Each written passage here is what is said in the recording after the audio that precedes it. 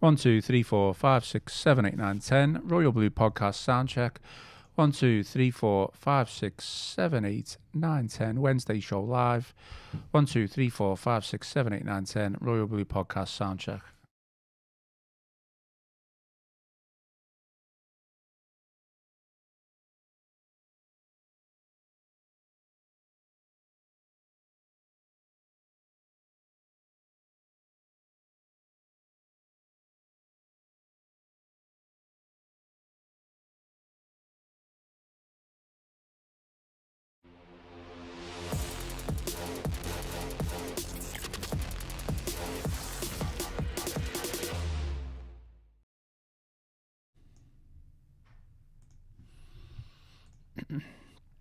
Hello and welcome to the Wednesday edition of the Royal Blue Podcast. It is the first live show of the week.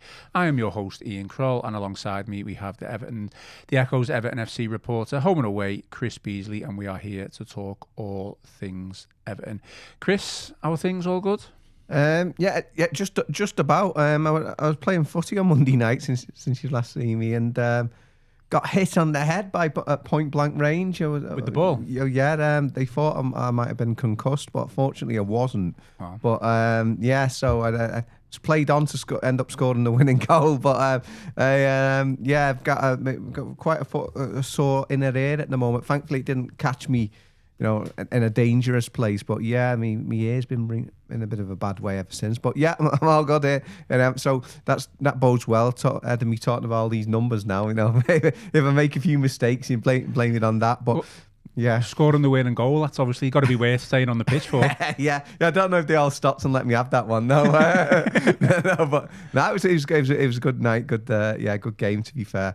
And while we're on about that. Some other good news, hopefully. I've got my next book, of course, when we've obviously been talking about the spirit of the Blues, and obviously you were along, giving me support for that one at Waterstones, was actually an offer on now, just this week until Friday.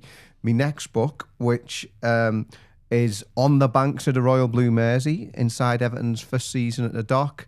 That's coming out later this year, but if you pre-order that now, between now and Friday, you'd actually get 25% off that one, so it's a nice deal there for the Blues. So just go onto my social media channels, see that on X, on Blue Sky, Facebook and LinkedIn. Yeah, so that's only till Friday, so you've got to be quick, but if you can get 25% off that one, and hopefully not too many more bangs on the head between me. I can't say how it ends because obviously it's about this season. So, one book on 133 years and the next one on one season. But yeah, it's just all about obviously Everton's first season at Hill Dickinson Stadium, home and away, which is quite pertinent given what we're going to talk about. You're doing little paragraphs, obviously, each week after every single game. Kind of. Yeah, we're kind of going along. But yeah, so it's obviously starting off Accrington Stanley, then USA in the summer when I was the only dedicated journalist out there covering the Blues. So yeah, following the whole sort of story, the ups and downs, and like we say, we're hoping there's going to be a happy ending, which would be European qualification. But yeah, either way, so you got till Friday to get your discount on that one. Okay, yeah, absolutely. Like I said then, it is the first live show of the week. Monday's show was a Royal Blue interview special with Joe Thomas and TV legend and Big Blue, Jimmy Mulville. If you haven't already, go and give that a watch. Jimmy goes into details on all things Everton, his battle with addiction, as well as his TV success. So go and listen to that on all platforms of the Royal Blue podcast, or if you fancy giving it a watch, you can do so on the Royal Blue YouTube channel.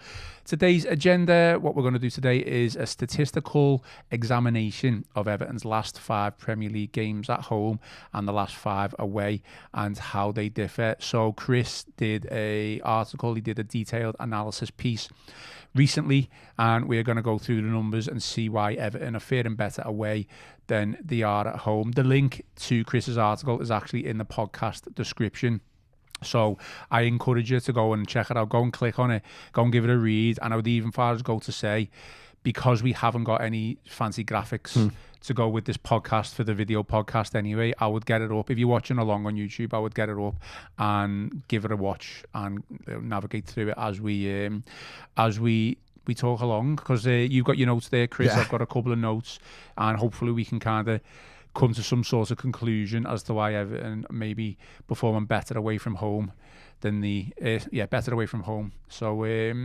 before we do get into that, just a quick word for our sponsor, NordVPN. We thank NordVPN for sponsoring the show, and with NordVPN's app, you can switch your virtual location, allowing you to save money by purchasing flights, hotels, subscriptions from other countries at a cheaper price. NordVPN also protects your private data like bank details, passwords, and online security, and all of this can be used across 10 devices with one NordVPN account. So if you've got a big family and you've got plenty of devices, I think 10 should cover it. With that in mind, to get the best discounts off your NordVPN plan, go to nordvpn.com/EFC. Our link will also give you 4 extra months on a 2-year plan, and there's no risk with Nord's 30-day money-back guarantee. And the link and more information is in the podcast episode description box. Just one final bit of information before we do get going. There is a Thursday show this week. I have done a pre-recorded interview with the Manchester Evening News' Manchester United reporter in a View from the Opposition episode. So keep an eye out for that tomorrow, Thursday, YouTube, 12 p.m. And then the audio will follow not long after that. So Chris, we're here to, we don't usually go massively into stats on this podcast, mainly because it takes too long to look at the research, but we do try our best. But this one we thought, because we've had a little bit of time with Everton not playing over the weekend, we've had a little bit of time, and I know you've had a bit of time to go through the stats on a website called Comparisonator. Yeah, is that right? So you wrote a piece the other day, and it was titled, "Are Everton playing differently at Hill Dickinson Stadium than away? The key numbers explained." So with a little subtitle of "A statistical examination of Everton's last 5 Premier League games at home and the last 5 away with how they differ." So before we just get into what you've written, home-wise, the last 5 games, we've won 0, we've drew 2, and we've had 3 defeats. So that's 2 points. Away from home, in the equal 5 games, we've won 3, drawn 2 with no defeats, and that's 11 points. So Everton, we know Everton's away form has been tremendous. We think they've won 11 of the last 22 away matches since Moyes' return, and previously to that, in the previous 12 months of that, they'd only won 1. So it's quite a turnaround. And it was what, Ipswich went down. straight back down anyway, didn't he? Yes. So yeah, I mean, you've broken it down, I guess, into a couple of topics: physical, offensive, XG, and defensive, as well as passing and duels. So do you want to go into the first one that you've got in your article is the physical side of things? Yeah. Do you want to go into what you found with regards to that? Yeah. Well, first of all, I hope we don't put people off with all these numbers. We're trying to do it in as interesting as we can, and sort of bring those numbers to life. That's the thing with Comparisonator, to be fair. I've worked with them for a few years now. It's a Turkish company based in Istanbul, but they do statistics of all the major leagues across Europe and around the world as well. So it's really good to find insight. The numbers need to have meaning for me. It can't just be like sort of random numbers. So hopefully we can keep everyone on board. Just picking up one of the comments there, to be fair, Stephen Frost, one of the earlier ones, it's moved up the board now a bit there. He was saying, had Everton really produced a dominant performance yet at Hill Dickinson Stadium? And to be fair, I think there was a couple there. I think that the Fulham game in November and then Forest in December, they were pretty routine wins in the end. I thought they were very dominant performances, and I think that's part of the frustration now. It's not like Everton have moved to Hill Dickinson Stadium and been bad from the start and struggled from the start. Obviously, they get off to a flyer against Brighton and Hove Albion on the opening home game. We've seen that they've done it. They only got 5 home wins last season, and they got to 4 by the turn of the calendar year. So things were looking pretty decent then. But it's the way, as you said, we pointed out those recent statistics, the way things have gone as of late, almost the away form mirroring the home form in terms of the contrast. No wins in 5 at home and then 5 unbeaten on the road. So that's what sort of inspired me to look at this and start off with the numbers. First of all, just before I go on to the physical, they have something where, I mean, AI is becoming an increasingly large part of our lives, whether we like it or not, and they sort of look at things through the artificial intelligence with this on a number of different criteria based on, just looking at my notes here, mobility, stamina and agility, over 68 different physical criteria. So they come up with points, as it were, for how Everton are doing. And they actually score higher offensively. The Blues score higher for offensive AI points away than they do at home. But then over this period, there's different scores there for the passing and, like I said, then their overall fitness performances. So there's different sort of criteria they're looking at. But so if we start at the physical, and it seems that there's the crux of the matter is there doesn't seem to be a lot in it. It's not like Everton are running twice as much away from home as they are at home, or even running around loads more at home, not doing anything. So if you look just firstly at the physical side of things, it's very close indeed. They've covered over these 5 games 105,733 kilometres at home and 105,457 away. So it you can throw a blanket over that. That's not really a factor. They're kind of running the same. The actual number in terms of the physical that stood out is they're actually a 14% more the high acceleration count at home and a 7.7% increase in sprint count. So that's runs over 25 kilometres an hour. So if anything, they're actually running more at home. Although the overall distance is the same. So in that respect, they're not actually doing much different other than maybe in front of their own fans, having that little bit more urgency. And as we go through, that seems to be a recurring theme, that just generally they're doing more stuff at home, whereas they're more passive actually away from home. But in terms of their overall running numbers, it's more or less the same. So the high acceleration, 14% increase. So they're covering more than 3 meters a second. Yeah. More at home than they are away. Yeah. So 272. So what's that figure?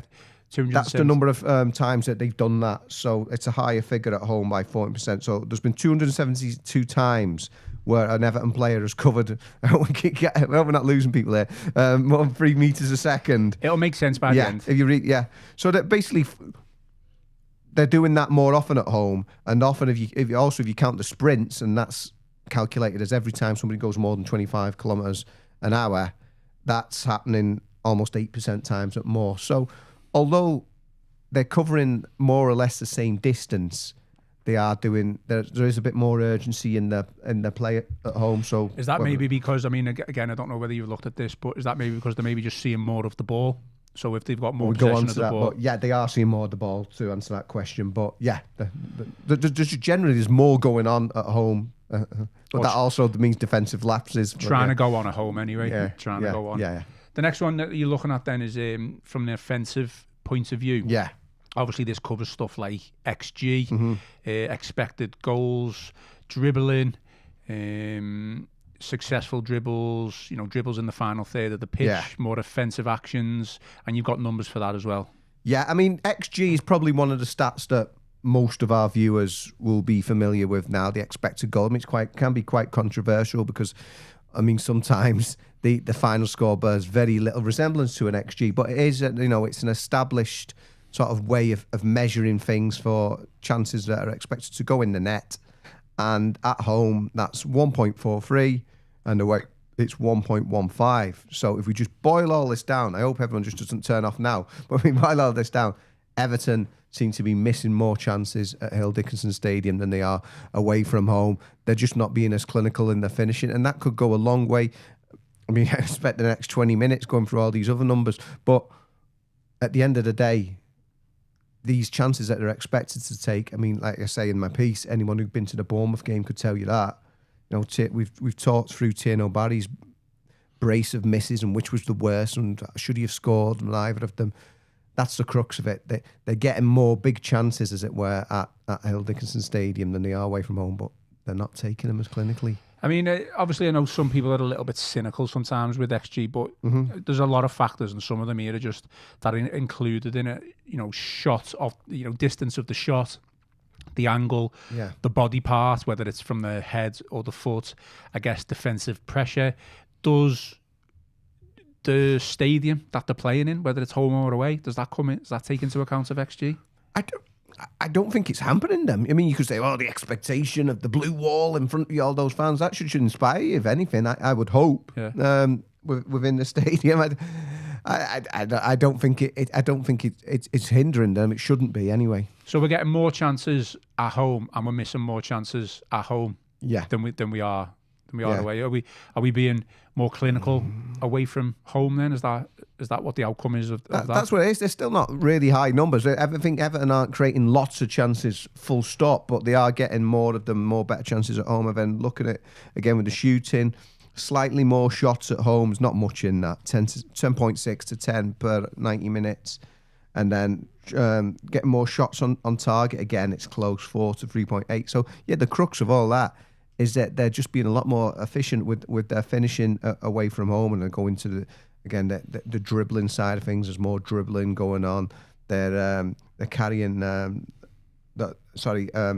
although they are carrying the ball more away from home. But yeah, it just seems to all point to the idea that the chances aren't being taken as well in the home matches. Certainly, we've got to say, we're not looking at the season as a whole. We're looking at the last 5 home games, the last 5 away, because of the discrepancy in the results. And I do think you've got to look at. I certainly think at the early stages of the season, don't get me wrong, we probably missed a couple of good chances that you would expect to score, but there was the argument of whether the strikers are being given the best opportunity to score. But I think probably over the past 5 games, unfortunately for certainly Tierno Barry, it's probably proven that he has missed at least 2-3 chances that he certainly should have bagged. You'd imagine so. And what's frustrating about that is that Tierno Barry's turned the corner now. Then was there a point when he's turned it again? Turned back again. Backwards. Let's hope not. But because obviously it was 17 games it took him to score, didn't it? And you could all see the relief. I mean, I mentioned that game before. The Forest game ended up being 3-0, but that was a big moment when Tierno Barry got the second goal there. Breaking the duck after all that time. And since then, he's gone on to get a few. I mean, obviously, the Forest won away from home as well. And then the lovely finish to win it at Villa, arguably Everton's result of the season. And then he's got them off the hook against Leeds United, got a share of the spoils there. But then, in the last couple of games, certainly the Bournemouth game, there was a couple of ones that we went through earlier in the week that, we feel that he really should have scored from. So hopefully he hasn't turned another corner in terms of going backwards, but he's certainly missed a couple of big ones of late, and he's not the only one, to be fair. I mean, there's been other chances as well, and it just seems to be that they're just being a bit better about it. Because I mean, let's have it right. At Fulham, they were very poor for a long time you could see they improved just before the equaliser, but Fulham should have been out of sight at Craven Cottage, and it's one of them. We're all made up that Everton came back with a win, and they've done it to Fulham again, because obviously they came from behind at Craven Cottage last season as well. But both those games, Everton started off poorly, and it was kind of like the other way around. That's what made it frustrating. Sort of Bournemouth did to Everton what Everton had done to Fulham just 4 days earlier. Plenty of comments coming in, so I've made a note of a couple already, so we will read them out. But we'll continue on with Chris's piece for the time being. So, like say, click on the article and go through it with us as we do. Shall we go to defensive, from a defensive point of view now? Sorry, it's just made me chuckle there. Somebody saying, I need some vodka in my juice, trying to figure out the home form there. Just in comment there from Macca. Sorry, what we on now? Well, this is where you said in your article that is one of the biggest discrepancies. Definitely, so you want to go into detail on that? So that's the thing. A lot of these stats, like I said, there's not a lot between them, and it's almost like fine margins. But this is somewhere we can say, this is actually quite different. Everton are actually playing quite different in this respect at home compared to the way they're playing away from home. And 69% more high pressing. Is that an expectation to be on the front foot? Is it with the crowd pushing them on? They're being a lot more proactive in this respect. Whether that's a good thing or a bad thing, it's a big difference. 69% more high pressing. They're also making 8.5% more ball recoveries at home. But away, there's 31% more interceptions. But yeah, that high pressing, that's kind of one of the standout figures. Like I said, there's not a lot between a lot of these figures, but that is one way you can say, yeah, Everton are playing this way at home and playing that way away from home, and it is actually quite different. So that's suggesting that we've got more of a high press at home. Yeah, a lot more of a high press, a big discrepancy. They're doing it 69% more occasions. So what's the numbers? 13-4. So on average, every 90 minutes, there's only 4 high presses away from home, as opposed to 13 in the home games. Yeah, it's interesting that because you wouldn't expect Everton to have played such a have that stat would say a Tarkowski or a Michael Keane as your back two centre halves. Obviously, 2 lacking pace. Maybe if you had a Jared Brandtwaite in there, is that one of the reasons? Obviously, everyone wants to go for the high press because they see it as a form of attack and intent. Yeah, but in many ways, is it hindering Everton just slightly because at some point during our attack we just hit a brick wall. And don't get me wrong, I know we've talked about, we have created chances for Tieno Barry, speaking about the last 5 games, but I think the season as a whole, there has been a case of, at some point when we get it to the wingers or we get it to the number 10, we just kind of run out of room. Well, the results would suggest that that's the case. Whether it just, it might just come down to the fact that Everton, as we said, have taken those chances away from home and not taking them at home. But if we're looking at the results, that it does suggest that could be the case in the games where they have been doing all this high pressing. They've not been getting the results, whereas away from home they're doing it on far fewer occasions and they're getting the results. So I don't know if it's just a quirk of these numbers or whether there's something deeper into it. I'm sure David Moyes and all his team, I mean, as us going through this, and it is very helpful, but I'm sure they've got people with a lot more time and knowledge and sort of tools at their disposal will be sort of looking at these things too, because that's a big change, that one. Just looking there as well, just picking up from a defensive point of view, and this wasn't in your piece, but at home we've conceded 18. Yeah. Whereas away we've conceded 12. Okay. I mean, that's a turnaround that you wouldn't expect. Definitely. And especially with a David Moyes team, because whatever you think of David Moyes, good, bad or indifferent, he's one of his hallmarks, isn't it? Is being tough to beat and keeping it tight. And that's probably one of the several reasons why he was so frustrated, and people have picked up on this. I did the away manager press conference after Bournemouth, so I'd left the room by this point, but obviously I've seen it, and people who were in the room that night, and he only did 3 minutes on his post-match presser, and he was very monosyllabic, had very little to say, and he was that frustrated because, again, it's been that crazy 5 minutes or so which has cost Everton, and they've just been really slack, and you wouldn't expect that from a David Moyes team, and you wouldn't expect that from, I know it was the first time that he was starting as a centre-back partnership this season, but they've been very good in the past, James Tarkowski and Jared Brandtwaite together. But it's happened on other occasions, unfortunately. I think we're going beyond this current 10 games we're talking about now, but obviously the Tottenham Hotspur game earlier this season, Newcastle United, we have seen it a few times now at home, and I think David Moyes, like all managers, he has to take the rough with the smooth, but I don't think he expects those sorts of collapses from his teams, really. So, yeah. I mean, it's interesting that you mentioned those 2 games. Obviously, one where we conceded 3, the other we conceded 4. Yeah. So, obviously, that's going to add to the tally of conceding goals. I was going to say, first off, is the high press at home, this apparent high press that we've got, contributing to the amount of goals that we are conceding? Because inevitably, if we are chasing a game, we are obviously pushing up further up the field, and we are seemingly getting caught out. But I do remember, if you mentioned the Spurs and the Newcastle game, it was set pieces as well that we conceded from, wasn't it?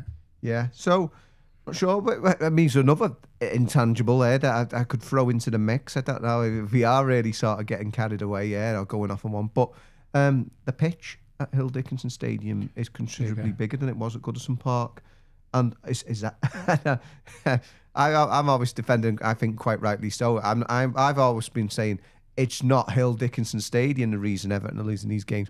But I do wonder whether playing on this the bigger pitch. It must play a part in some way in terms of, you know, the playing area is different. I don't know how it compares to various other away pitches that they're playing on. I've not gone down that avenue, but yeah, there are, especially if you're talking about high press on a bigger pitch. I don't know, maybe it does. But I mean, yeah, it's crazy then that you bring that up, because I agree with you. Yeah. If the pitch is bigger, obviously it gives the opposition more space to work in, Yeah. and maybe create more chances in, and they're finding space in behind. But isn't that the point that we should be trying to do that as well? Yeah, yeah. We can't have it both ways, can we? Yeah, so that's why I say it's dangerous to say we can't necessarily just say, well, the reason Everton are losing all these games because they're doing too much high pressing. Like I said, maybe it's just that the striker, you know, isn't taking the chances at the other end. But it just stands out when we've got all these numbers and you can see somewhere which is quite different. It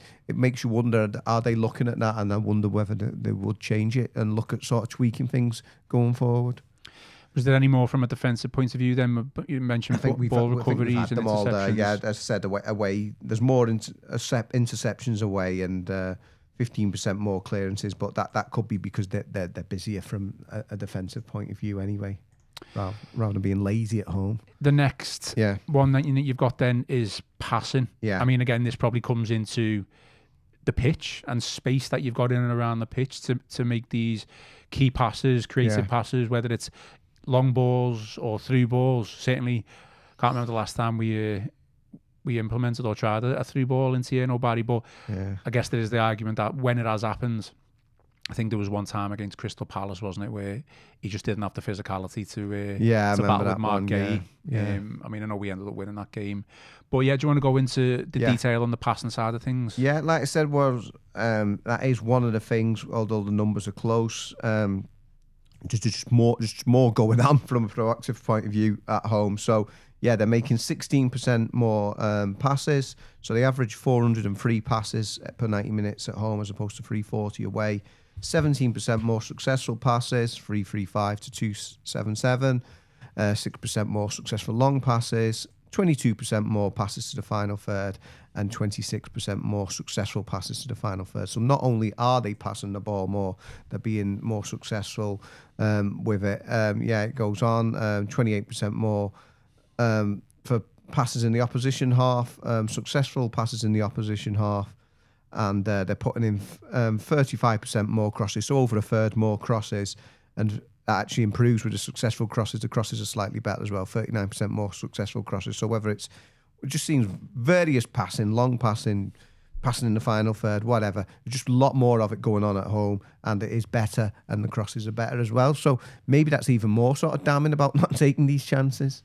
Yeah, it's pointing to maybe the fact that the strikers, when they've given the opportunity, aren't taking the chances what they should be doing. Mm-hmm. I mean, away from home, you're probably going to have less of the ball. You're probably going to have less of what you've just spoken about.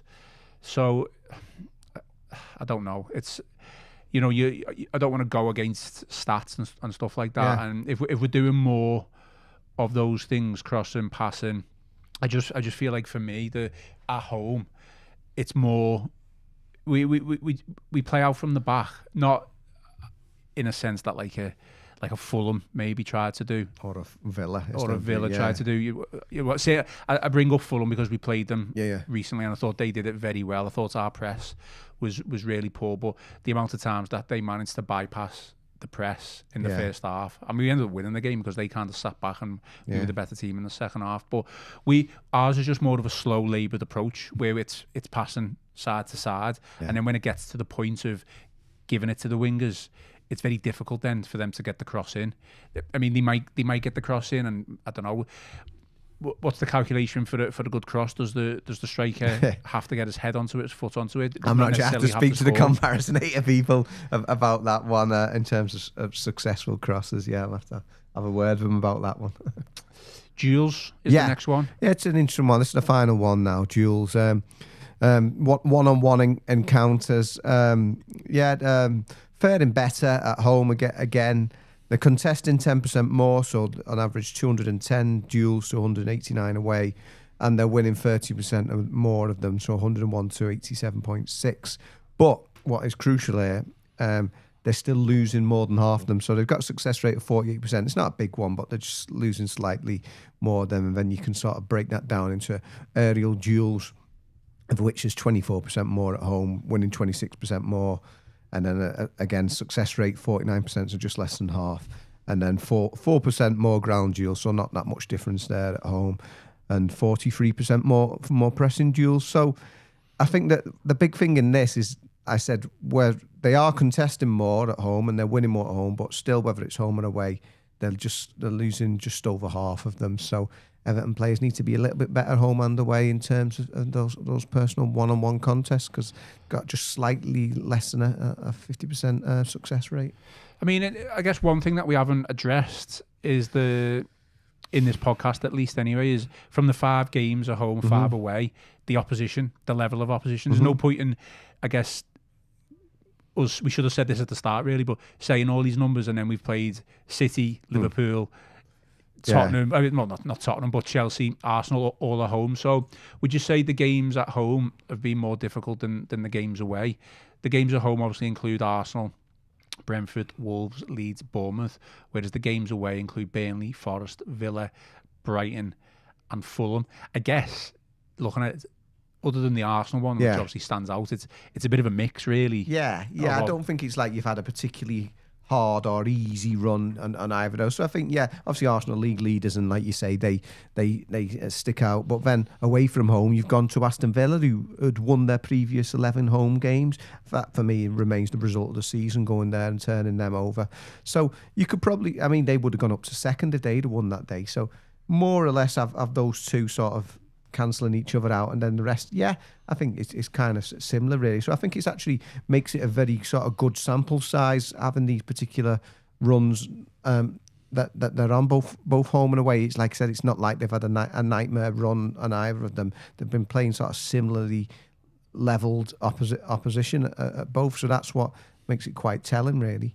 I mean, the key stats, the key indicator is that we've picked up 11 points from the last 5 away games, whereas at home we've picked up 2. So you don't need all of those stats that we just said to tell you something is going wrong. We obviously need to put our finger on it. I guess the stats and the piece that you wrote is pointing to the fact that if we do take our good chances that we're creating from an XG point of view, we probably do. We certainly win the Bournemouth game. Oh, yeah. I think that's what was my big takeaway from it.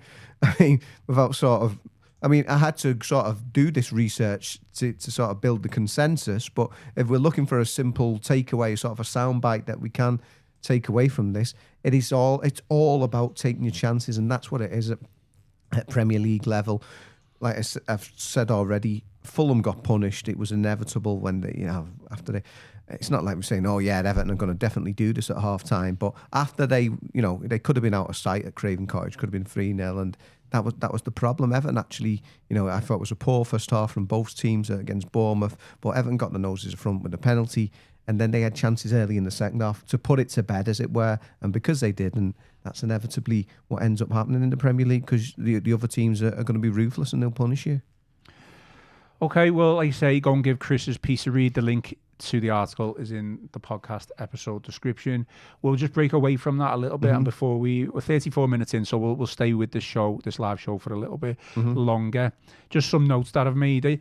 From your personal point of view, Chris, your opinion, you don't necessarily need to include the stats within this. I know you're not going to be happy with the results at home. Are you happy with the home form, the home approach in terms of the attack and intent? Is there anything that you would necessarily do differently to what David Moyes is doing, whether that's changing personnel, whether do we need more energy, do we need more pressing? Obviously, there's a big debate over whether he's playing players where they have the most impact, and he's definitely going to have to change something at the right back position on Monday, so come on. The team selection more for Friday's show. But home approach, are you happy with it or not? I'd like to see, for all we just said, and I'm sure they try and do, but it doesn't always work out like this. You always want to try and get on the front foot from the start, or I also speak, with high pressing. That's what they're trying to do. That's what I said. That's what they're trying to do, but for whatever reason, it's not always happening. There have been a few sluggish starts, certainly of late, hasn't there? I think the last game, the Bournemouth game, both teams were very much, below par as it were. But in terms of personnel, well, like you say, there's a decision to be made at right back, and then there's another decision to be made when Jake O'Brien comes back again. It's sort of that moment's past now, but for a while I wasn't understanding why Dwight McNeil was on the right, but I think I'm certainly not.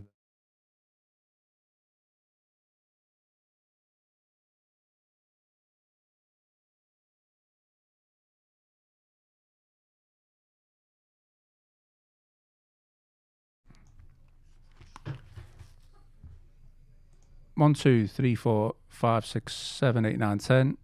1, 2, 3, 4, 5, 6, 7, 8, 9, 10. 1, 2, 3, 4, 5, 6, 7, 8, 9, 10.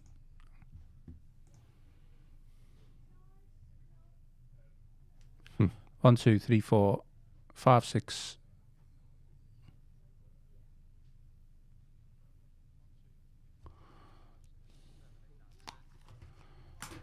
I think we're back. Just speak for us, Chris. Yeah, I was saying that.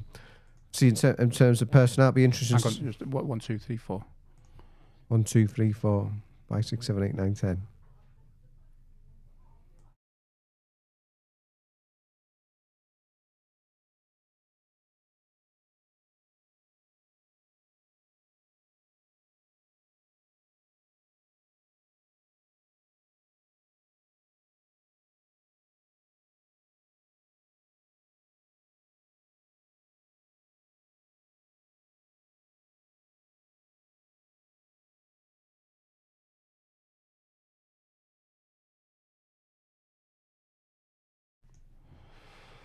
Right, we are back. I think something happened to my mic. Okay, I don't really know. We unfortunately, I had to cut you off mid-flow there, Chris. Yeah. It was my fault. I don't know what happened. I maybe touched the mic and it went off. But I do believe we are back. So we might have to repeat maybe a little bit what we just said there, because I'm not going to go back and figure out where we were up to. But I asked you, are you happy with the home form approach? Obviously not happy with the results, but in terms of how we're setting up, our personnel, tactical and all that. Yeah, as I said, that I'm sure that they're trying to be on the front foot from the start, but I'd like to see more of that, just to get the crowd going. And there's another one. Obviously, my piece that we're talking about today was from Saturday, and I also ran an interview I did with Peter Reid on Saturday. That was what we were talking about at the back end of last week. Obviously, when we were doing the podcast on Friday, it was because I was going in to speak to Peter after that one, and he was saying he feels sorry for the modern day players now, because he said when he was playing, Howard Kendall would always say to him, put a tackle in first 5 minutes, get the crowd on side, get everyone going. And obviously you have to be very careful now with that. What you could do when Peter Reid was in his pomp in the 1980s, you can't really do now. And he admits that. So that was a tactic that obviously Everton and all football teams would deploy back then. Put the early reducer in, as it were, get the Evertonians on side. So that's one way of doing it. But you don't have to go through the back of somebody. You could just have it through a bit of positive play, just somebody chasing something down or putting a cross in or whatever, just being on the front foot. So I'm sure Everton aren't going into the games thinking, well, I'm not going to do that, but I would, I'd like to see a bit more of that. And like you're saying, in terms of personnel, there's going to have to be a change at right back because Jake O'Brien's suspended. But what is probably more interesting is what happens after he returns from that suspension. Does he, now that Jared Branthwaite's fit, I mean, does he continue at right back, or does he get moved into his natural position in the middle at some point? But yet again, the only sort of natural alternative is Nathan Patterson, a player who's surplus to requirements, and who David Moyes has gone on record as saying they've been trying to replace for a period of time. So you're looking about that. Tyreek George came in straight away, looked decent when he came on at Fulham. I thought he had a much tougher assignment against Bournemouth, and it'd be interesting to see what happens with Tyler Diblin between now and the end of the season. I did the piece yesterday. It was Tyler's 20th birthday. So, he's no longer a teenage sensation, as it were. He's turned 20.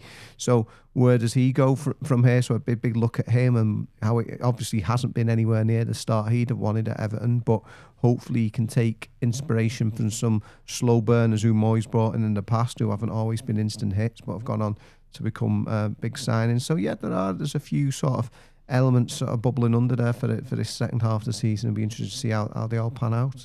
I know you did another piece with Joe, a bit of a debate piece. You're all for James Garner moving into the right back position, aren't you? Certainly over O'Brien. I said there's a case to be made. I think you're the similar sort of thinking to me, but we're going against some big hitters here, not just Joe. Joe doesn't want it. He's adamant it's got to be Nathan Patterson. But I guess United are obviously in good form. Yeah, and picked up a lot of momentum. It's not going to be an easy game. Certainly not going to be a game where you think, well, Everton, this is a nailed on, should be a nailed on Everton win. Man United are a different animal compared to only 6 games ago. So I would have no problem with James Garner over and Nathan Patterson at right back on Monday. And all this talk of Idrissa Gana Gueye being past it, obviously it's easy to say that because of his age and you can't deny that he's in a bit of a poor run of form for the club at this moment in time. Maybe he's got a little bit of fatigue from AFCON, but I genuinely just think it's down to playing those two players together, Gueye and Garner. I think if Garner was to play right back and Gueye was to play as his best position, where he's the holding midfielder, the blocker, doesn't necessarily have to get too far up and down the pitch. That would still work. They certainly haven't been on it after as a combination since Idrissa Gueye came back. I know Idrissa Gueye ended up getting the assist for Tierno Barry's equalised against Leeds. He popped up in the right wing position at that moment. But I thought James Garner was imperious at various times while Idrissa Gueye was away, and he sort of struggled to sort of find his exact role since Idrissa Gueye came back, and Idrissa Gueye, like I say, hasn't been firing on all cylinders. So yeah, as for James Garner going right back against Man United, like I say, it's not just Joe who said this. Michael Ball doesn't want to see it. Peter Reid doesn't want to see it.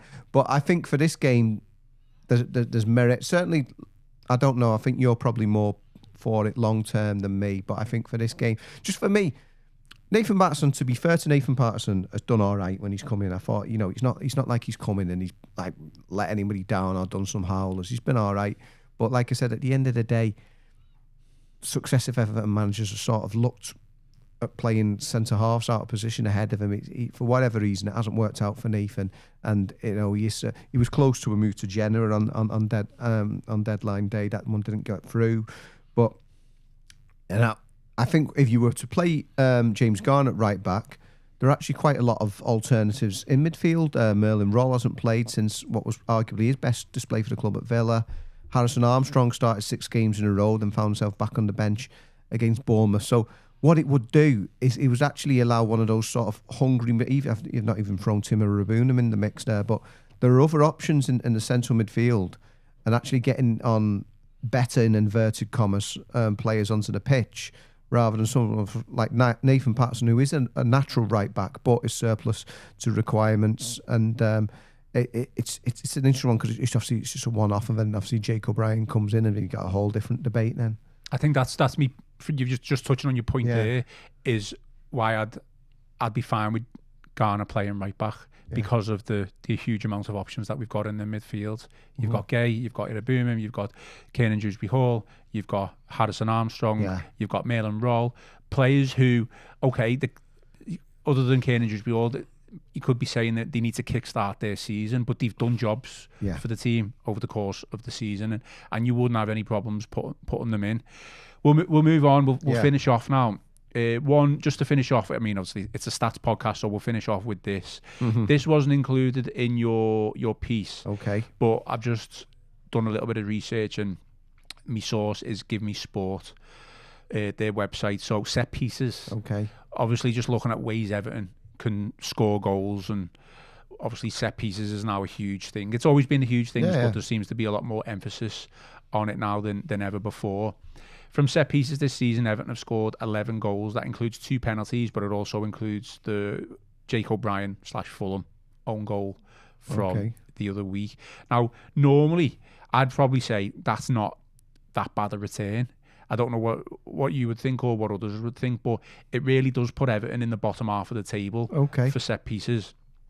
Obviously, Arsenal are top with 18, Chelsea are up there, and then the likes of Newcastle United, 17 and 15 respectively. So we are trailing, and you would expect the David Moyes team to be higher up there when it comes to set pieces, certainly with some of the physical players that we've got, and talking about the crosses that we've been putting into the box. Yeah, and you'd also expect them to be good at that. I don't know what the numbers are like from a defensive point of view, but I seem to remember them conceding a few. But yeah, I think that Everton, you would hope, would be much better both attacking and defensively from set pieces than they have been doing. Look at some of the true giants they've got in that team. I mean, you can't just say, oh, well, just because you're tall. But, they are imposing. They're good in the air as well. I've seen Jared Bramthwaite, Jacob Ryan, James Tarkowski, Michael Keane. Even people like Roll, when he's been playing, then up front, they're two big lads, 6'4", 6'5", Beto and Tierno Barry. So, yeah, you would, because to be fair to Barry, he does get back and he helps in those defensive positions as well. Yeah, you'd expect them to be better both when it came to scoring from set pieces and from keeping them out at the other end. So I'm sure that is something that I know he was banging on about it quite rightly so last season, David Moyes, and I'm sure there's still plenty of room for improvement in that respect at both ends of the pitch. Okay, just to finish off, we'll just read out some questions, which I did promise. So Stephen Frost has questioned, is it the mentality? Can the players take the pressure? Obviously, I'm referring to probably home versus away. I hope they can. I sincerely hope they can. I mean, there's obviously an expectation there. Everton are playing in front of maybe not the Bournemouth game, where there was actually a massive gap for the first time, but that was more down obviously to the Bournemouth fans not being there. But playing in front of their biggest crowds, regular crowds in their history, and certainly for this group of players, I hope they're not failing on that score in terms of the expectation. It should be a big inspiration, you would hope, playing in front of all those Evertonians and cheering them on. So, I mean, it could be that, but I hope it doesn't, because that would point to mental fragility, and I hope there's not that. I mean, there are quite a few of them have come through those tough times of the relegation battles and the points deductions and stuff. So whatever you think of them as players in terms of their ability, I think Sean Dyche said, a lot of groups could have gone under in those sort of circumstances, and they've shown mental strength in that respect. So I can only hope that playing in front of those home crowds is actually, a big plus point for them. Eltel says, Moyes for once needs to keep a winning team. The Villa game, for one, they deserved a chance in the next game, and the AFCON lads could have come on off the bench. It's a tough one, isn't it? Because obviously we beat Villa away, 1-0 away from home, and there was really some solid performances, individual performances. But then the next game is the Leeds game. Yeah. You would fully expect Ndiaye, if fit and available, to just come straight back in. And the argument was, why have you put Gay back in there? But Moyes has just done exactly what he's done with Ndiaye and thinks he's probably the best fit for that. But I totally get it. I think Maitland Rowe's probably been treated a little bit harshly. He's not had a minute since Villa, to be fair. I mean, myself and Patrick Boylan from The Athletic, we spoke to him after the Villa game, and he admitted, and we said, is that your best performance for Everton so far? And he said, yeah, I mean, he probably should have scored. Would have been the quickest goal of the season. He hit the post, didn't he, after about whatever it was, 11 seconds or something. But yeah, he went on and had a really good game that day, and he's not even come on as a sub since then. So tough on Merlin Roll. It's an interesting one. In terms of bringing them both back, they'd had over a week's rest. I know they'd done a lot of travelling in that time, and obviously celebrating that win over Morocco in the African Nations Cup. I was probably more surprised, really. I thought it's almost like David Moyes going with rank, but after Idrissa Gueye had played all those games after he came back, and then obviously just four days between the Fulham and the Bournemouth game, I would have personally thought maybe that was because we do our team selections, Joe and I, for team selecting. I'd have maybe given him a rest for that one, because like I said, in the end it was Harrison Armstrong who ended up missing out, and with his young legs, just 19 years of age, I'm sure he'd have been okay for 2 games in 4 days and would have had potentially the chance of playing his favoured central midfield role. But yeah, certainly I can understand where he's coming from, where Eltel's saying in terms of keeping the winning side after Villa, but it was actually the fact that Idrissa Gueye stayed in after Fulham was more of a question mark for me. Connor says the home form must change sooner rather than later, otherwise Moyes will be out the door. 7 home league wins in 13 months. If it carries on into early next season, surely he has to go. So that's Connor's opinion. It's not Connor O'Neill. I'm pretty well, it's not. It's definitely not Connor O'Neill. No, I think that's part of the frustration. I think Connor's wider the mark there because you've got to see the whole picture. I think, but that's the frustration, and you can see that coming through. The vast majority of the home fan of any football club, obviously the fan base is your fans who are watching the home games. And because Joe and myself and all those Evertonians who follow the team up and down the country, they're seeing the full picture, but they're very much in the minority. It's the people who are only seeing the home games, and that's why there's so much frustration. You've got to see the full picture. And David Moyes, like we said, has gone from a team who'd won 1 away from home to 11 in a year. They're now in the top half of the table. Remember when he came to the club? They had fewer than half the points that they'd had in their lowest ever season in 2023 on the Dyche and stayed up on the last day of the season. I think David Moyes is probably proven himself to be the only man who can get consistent results out of Everton on a long-term basis in the modern era. So I think you've got to give him a bit more credence than that. Of course, he knows they need to improve, and we're all hugely frustrated through this current run. But I think Connor needs to see the full picture there, really, for me. Kevin Kraft says Everton lack a leader and a proper captain on the pitch. Is that something that you would agree with? Obviously, Tarkowski does have his critics from time to time with some of his antics on the pitch. I certainly wouldn't say he's not a leader. I think he's an incredible leader. Whatever you think him as a footballer, he doesn't name check Tarkowski. No, but he's like the captain, isn't he? I mean, Seamus Coleman's club captain and hardly plays these days, unfortunately.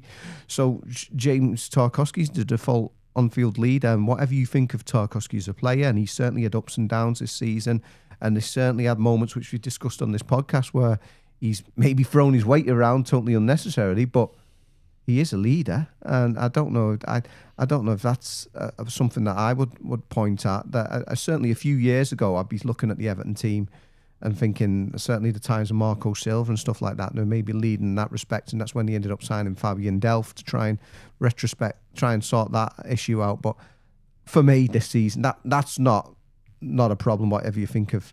And like I said, he hasn't name-checked Tarkowski, but he's the captain, and I think there's other ones in there. I think Kiernan Dewsbury Hall's a leader, to be fair, as well. Developing into one. Leads by example. Yeah, I think there's a few in there.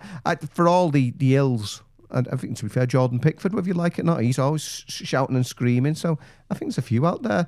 I personally, again, wouldn't sort of point towards that as being an issue for me. I think with Tarkowski, now I know Kevin hasn't name-checked him, but obviously he said we need a proper captain on the pitch. There has been a few occasions throughout his Everton career where he's maybe got himself into some unwanted situations. Yeah.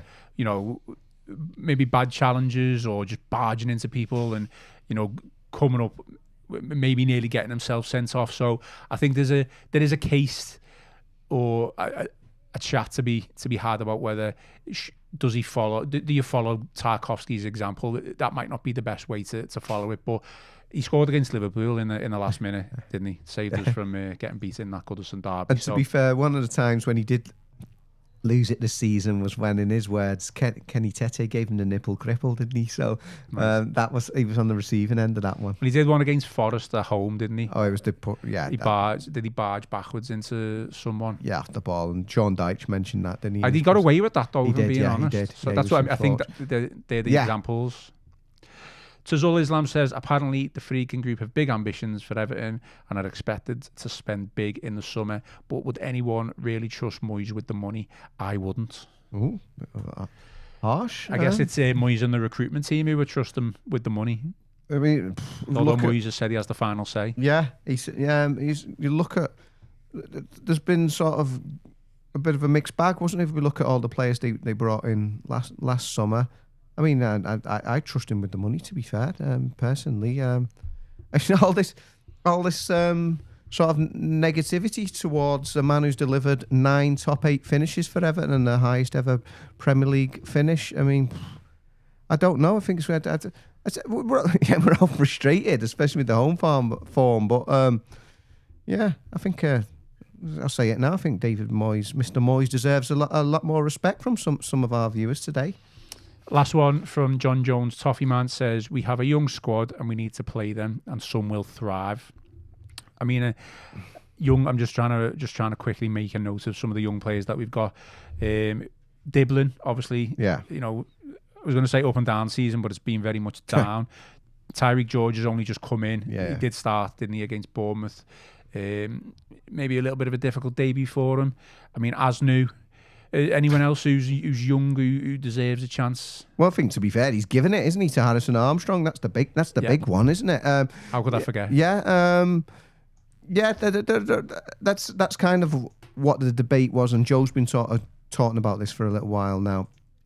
Is it's going to be tough for Everton to get to Europe, but you know it is certainly very much still a possibility. So it's almost like, do you almost not write off, but do you look towards those longer term gains and integrating some of those players, or do you just try and basically go as best as you can for this season? So it's not a dilemma, but it's certainly there's two different approaches that you could take between now and the end of the season. I guess it all depends on what they're showing in training, what they. Like I said, Tyreek George did very well on his debut when he came on against Fulham, but then I thought he was a lot poorer against Bournemouth, as were a lot of them. So it's up to those young players to show David Moyes that they're worthy of a place, because everyone's obviously banging on for Adam Asnu when he came on and did very well against Sunderland and won the penalty.